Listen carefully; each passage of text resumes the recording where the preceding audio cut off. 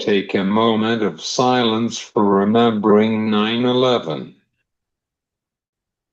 This is back roads of Illinois server to farmers and ranchers in central Illinois and the Midwest. Today's edition of Back Roads of Illinois. We were bringing you lasted for farming sources and information sponsored by AgriGold. We're glad you're here for today with us. I'm talking about the fundamentals on this crop in the Great Plains of Northeast Colorado and in Nebraska with Brian Irey from Crossroads Coop on Back Roads of Illinois. And the grains markets are closed nearby contract. Otherwise, this corn crop is getting ready for the harvest season without the rains. And the World Supply and Demand Report on Friday. Joining with me, John Heinberg from Total Farm Marketing. Reminder to be careful with the combines and all of the farm equipments on the road. This been Back Roads of Illinois. I'm talking about the fundamentals on this crop in the Great Plains of Northeast Colorado and in Nebraska with Brian Irey from Crossroads Coop on Back Roads of Illinois. Hey Brian, how are you? And glad that we are in the college football season in the NFL. Yes, sir. It is my favorite time of year when it comes to those two things. Great to hear that.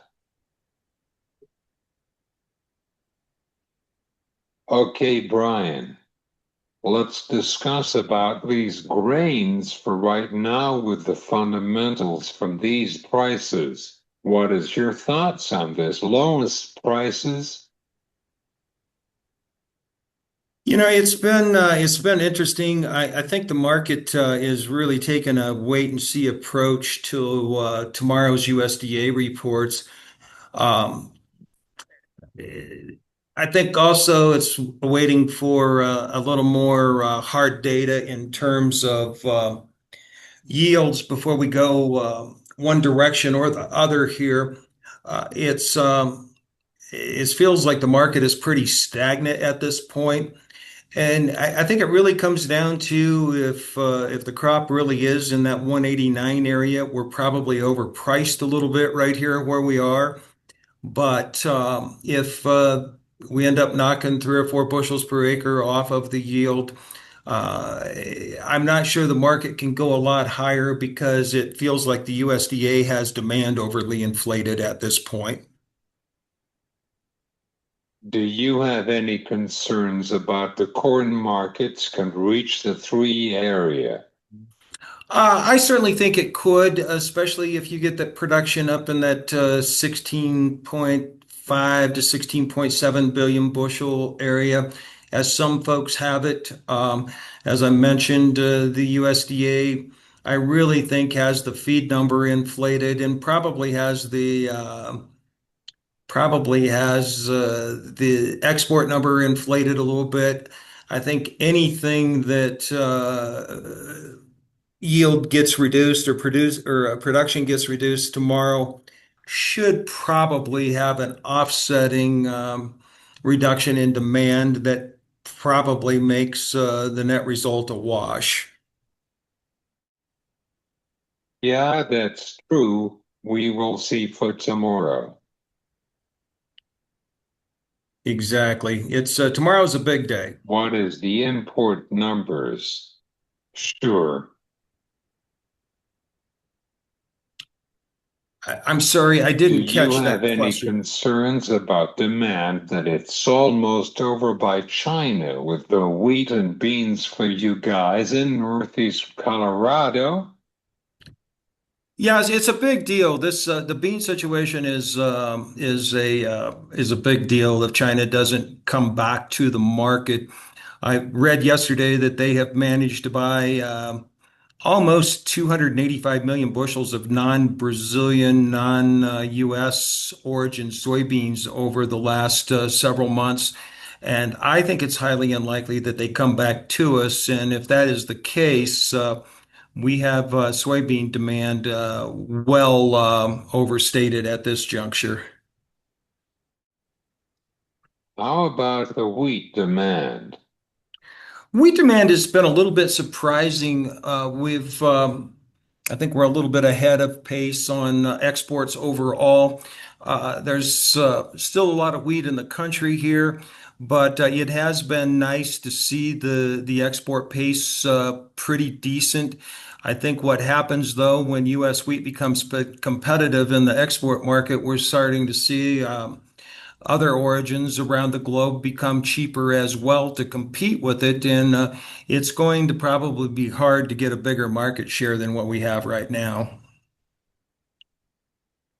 How is the wheat markets for HRW? Its basis out here is about 80 under right now for 12 Pro off of the farm. It's probably cheaper than that at the elevators, but farm stored wheat right around 80 under. And, that is just barely break even at those kinds of numbers if it is break even for a lot of producers. It's a tough battle to be a hard red winter wheat farmer out in this part of the world right now. Is there any conclusion about the yields for this year on corn in Colorado and Nebraska? I think yields out here are going to be really good on the western end of the corn production areas.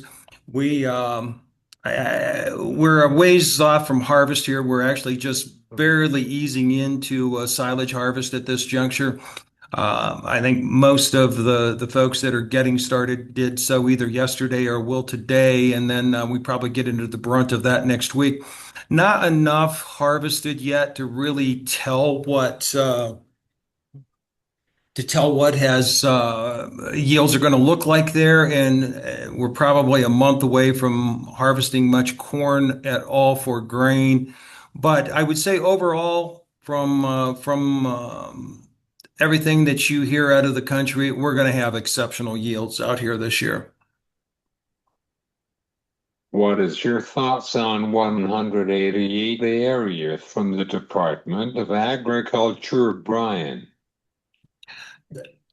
Could you repeat that question, please? I'm sorry. For some reason, I didn't catch it. What is your thoughts on 188 area from the Department of Agriculture, Brian? I think we're probably a little bit high there as it sounds like there were parts of the Corn Belt that didn't finish up the way that they would have liked to with moisture. I don't know that we're terribly far off of that number, but if we came in ultimately at a number as low as 185, it certainly wouldn't surprise me. Still would be a very, very, very large crop that we're going to have a difficult time getting rid of. Final thoughts. I think Of tomorrow, course. and I'm sorry, I just am not catching your question, Caesar.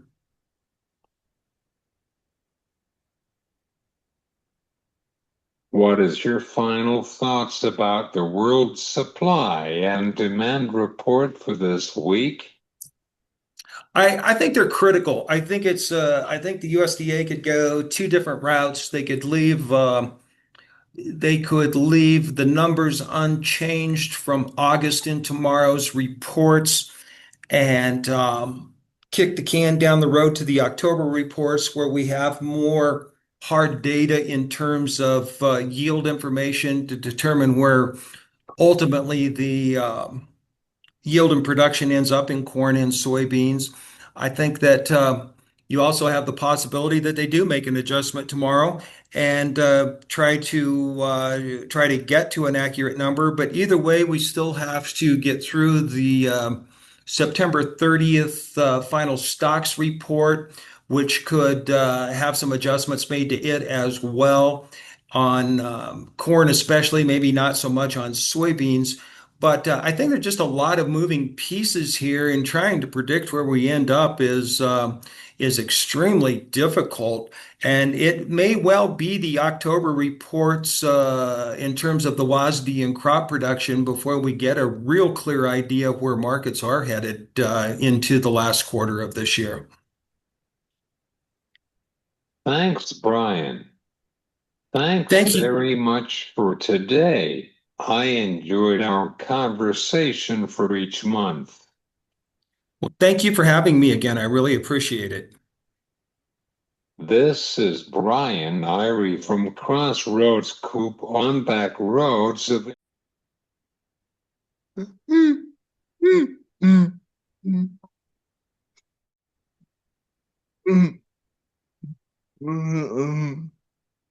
the grains markets are closed nearby contract. Otherwise, this corn crop is getting ready for the harvest season without the rains.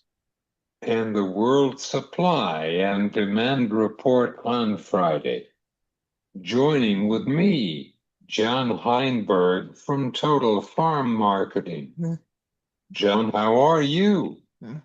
I am doing very, very well. My Packers are 1-0, getting ready to go 2-0, hopefully tonight against the Commanders. And next, looking forward to tomorrow's report. And I'm curious what the new goalpost will be here for the USDA numbers. John, let's discuss with our conversation about this crop report tomorrow. We know that it's not a big deal, but what is your thoughts on it? Well, maybe a little bit bigger deal than we think. I think the market's really anticipating something happening tomorrow. We'll see. We saw some short covering on Thursday's session here today, lifting that core market up, but nice turns on the bean market side as well. We're anticipating some yield numbers coming down tomorrow. I think that's relatively kind of, at least an analyst's eyes, written in. We'll see what the USDA does. Sometimes it takes them a little longer to get to those things. Last year, we actually had a typical warm and dry forecast through the same kind of window, and the corn yield went up in September from the August report. So I'm not shocked by anything that comes out tomorrow. I think the numbers hit tomorrow, barring anything that's really extreme. The market will trade the numbers, and then it'll get back to trading what they think the market's the corn crop's going to be, or the soybean crop is going to be, which, and just talking to producers, the dry weather, especially in the south and the east, have really kind of showed up. This crop's going to get a little limited, obviously. Still a good crop, but we're not where we were back a month ago when the rains stopped falling at the end of July. So it'll be interesting to see how things get handled tomorrow. The other side of it is, too, any adjustments at the end of the year with the market year closing on August 31st. What's happening with demand on the soybean market? China's still out of the marketplace, so do they make some moves there? Obviously, if they cut production, they'll systematically cut the yield side.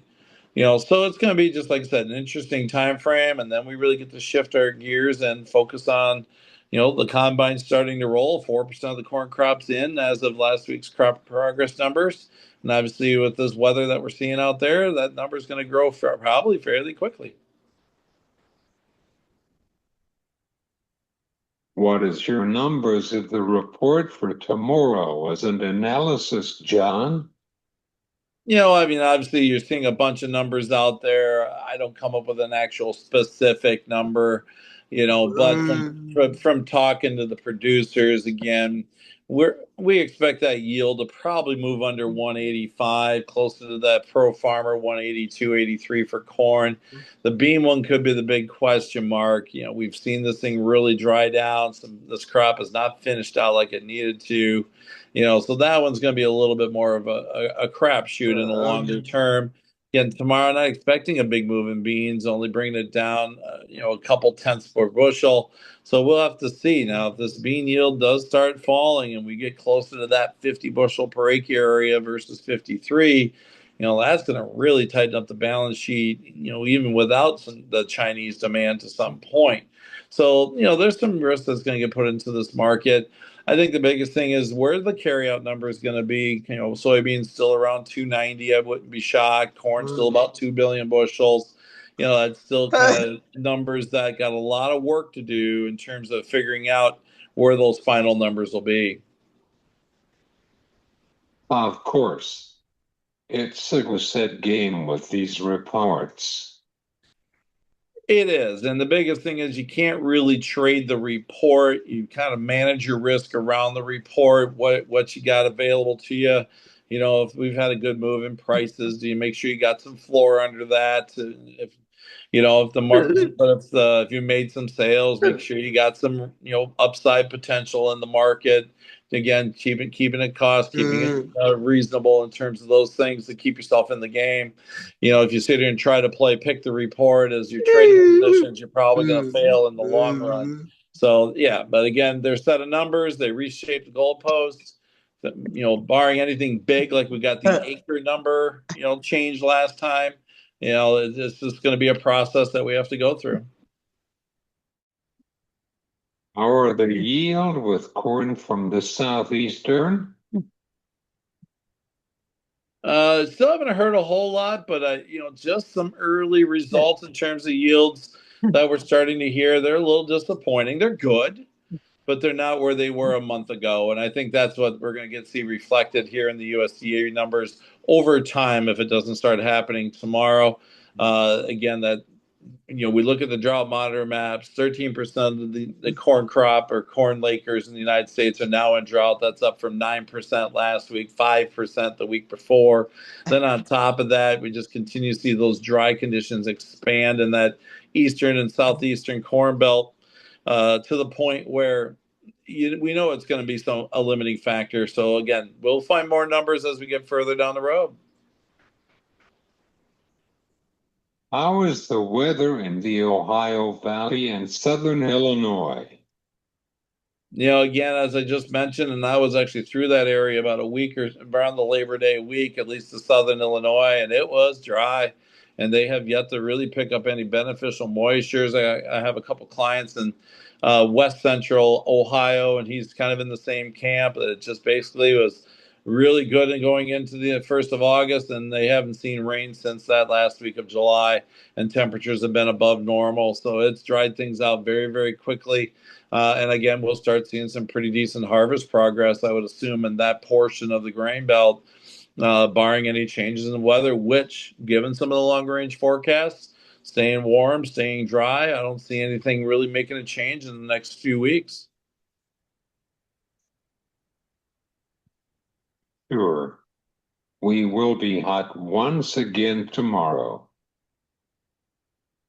Yeah, and sometimes these patterns can continue to grow and build off each other. We've picked up a few showers, but here, even in A couple days. The cattle markets is back down from these markets. What is your position on the fundamentals from trade? the fundamentals in the cattle market are still good overall, are friendly in terms of in that regard. Now, we'll see what cash trade does this week. Got some early indications. We can see a fairly decent drop in the cash market with the strong sell-off that we see in the cattle market this week. So that'll be a key piece to watch. Retail values, though, still 405, 406. Choice carcasses again today at midday. So there's still some money out there that the Packers can keep bidding up. But that's the problem right now. The lots of the producers are targeting a higher number than the Packers are putting out there. So cash trade is kind of at a standstill here this week with some early light action. So we'll see how that comes together here over the next 24 to 48 hours and see what that gets this market directed to. But with that, we got a market that's definitely put some turn into it. Today, we just kind of back tested some resistance and it held. So we'll see where this thing wants to trend from here. This market is one of those ones. There's a lot of speculative positions in it. They could quickly leave the market, as we saw the other day when we were limit down on bucks down on the live cattle, just because the door isn't big enough for people to get out if they feel that this kind of run in the cattle market could be over. Do you see the technical aspects as pretty good as well? we're at a spot that prices could hold here, the 62% retracement of the rally. At the same time, again, just the value compared to cash is a key piece of this here. But we finished up the day kind of holding above that, holding above the 235, 230 level, which again is probably the next psychological support line. If we break that, then you're going to see the technical selling kick in again. Is it merited? Probably not, given the fundamentals. But sometimes cattle markets can and livestock markets in general just can move on where the money wants to flow. Thanks, John. Do you have any final thoughts on the short term of the fundamentals with the corn markets? Well, we'll see what tomorrow gives us again, because again, USD reports kind of reset the goalposts. But again, like I said, I think if numbers stay on the heavier side in terms of what they're forecasting, the market will probably discount them, because right now I think we are trading smaller numbers in terms of price here. So we'll have to kind of watch. But again, we'll see. Tomorrow will kind of give us a reshape. I don't think we'll see any acre movement, but that is a whisper that's out there that we could see some more corn and bean acres shift around, like we saw. That was the big surprise in the August report. So again, let's let the numbers hit tomorrow and kind of look at things. Just regardless, unless we see some major cuts in production, which we're still going to have here over the next handful of months. Throw in the fact that Brazil raised their corn outlook.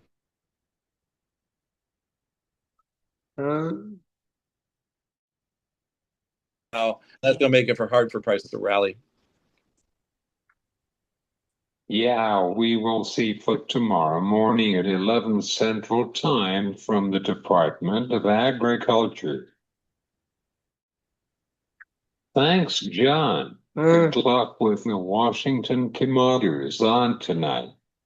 Yes, thank you very much. Appreciate your time, and go Packers. John Heinberg from Total Farm Marketing, One Back Roads of Illinois.